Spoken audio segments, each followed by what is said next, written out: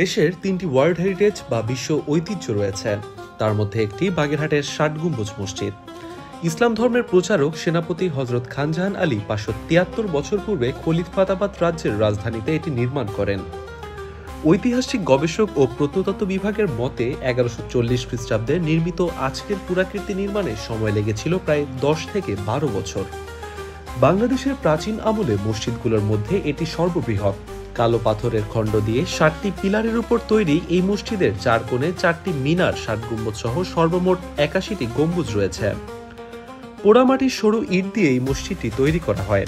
৮১ গম্বুজের এই মসজিদের নাম কি করে ৬০ গম্বুজ হলো তা নিয়ে ঐতিহাসিকদের মধ্যে ভিন্ন ভিন্ন মত রয়েছে।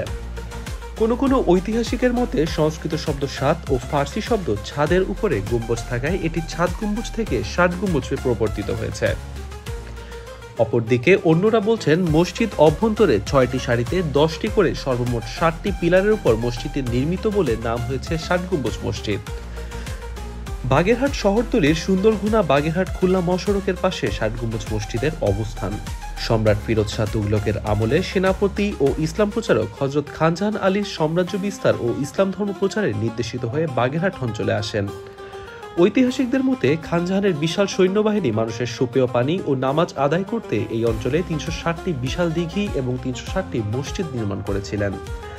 মসজিদের মধ্যে ৬০ গম্বুজ সর্ববৃহৎ। এর পাশেই রয়েছে ঐতিহাসিক ঘোড়া দিঘি। পূর্ব উত্তর কোণে রয়েছে কোদালধোয়া দিঘি।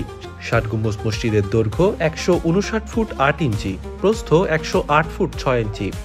মসজিদের ভিতরের আয়তন লম্বায় ১৪৩ ফিট ৩ ইঞ্চি, প্রস্থ ৮৮ ফিট ৬ ইঞ্চি। মেঝে থেকে ১৩ ফিট উপরে ওঠার পর ৬০টি পিলারের উপর ৭৭টি গম্বুজ ও ৪ কোণে ৪টি মিনার গম্বুজ রয়েছে।